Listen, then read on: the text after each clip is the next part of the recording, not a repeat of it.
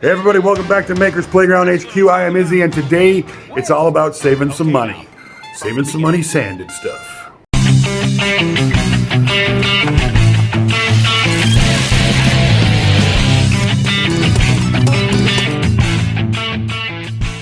it, boys. So right over my head is a poplar slab. That blue stuff you see on it is Bondo.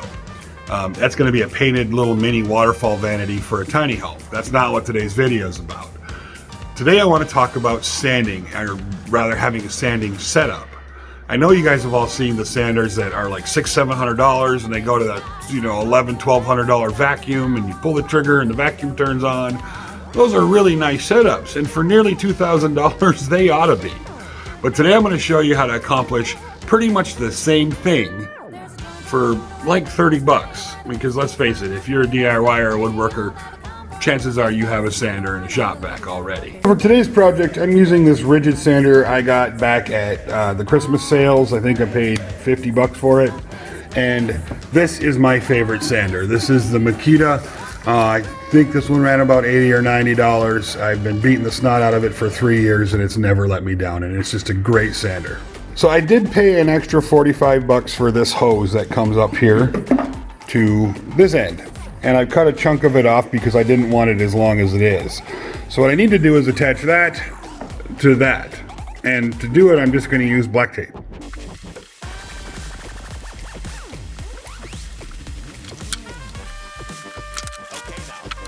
From the beginning.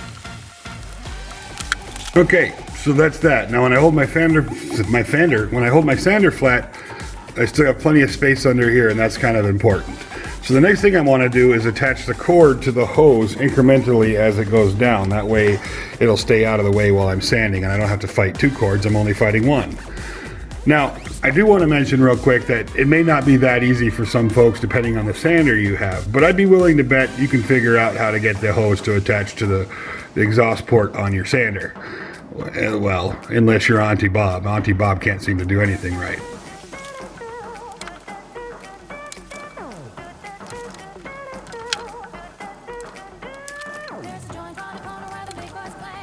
So as you can tell, my cord isn't long enough to reach all the way down to the vacuum. So I'm going to clip this end off, and put them together.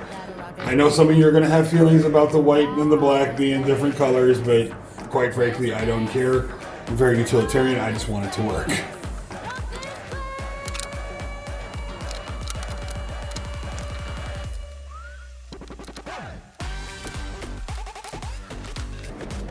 Okay, so the next thing you need to do is get on over to Amazon and pick one of these up. I think I paid $30 or $40 for it.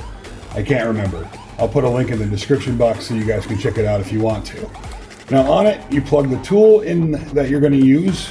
So the sander goes in here, in the top, and then on the bottom you plug in the vacuum, and then plug that into your power source. So now, when I pull the trigger on my sander, my shop vac turns on.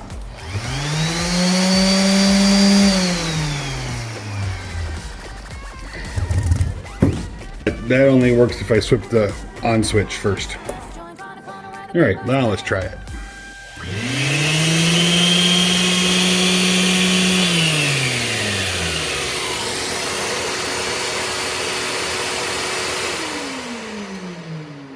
So the shop vac will stay on for 10 or 15 seconds after you turn off the sander to clear the lines, and you have yourself a pretty neat setup that you don't have to worry about flipping the shop vac on every time you want to use your sander. Now you could get fancy and put a plug right here, so you'd have a female and male plug right here. That way you could plug this into other tools as well.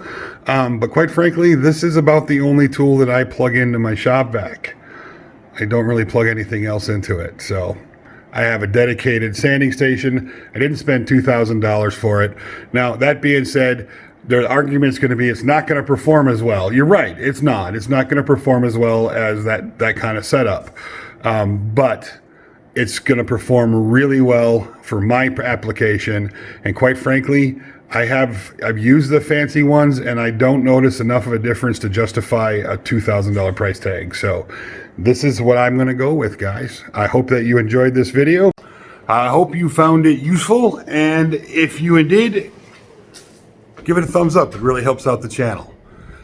Links in the description box below, and until next time, folks, we'll be seeing you.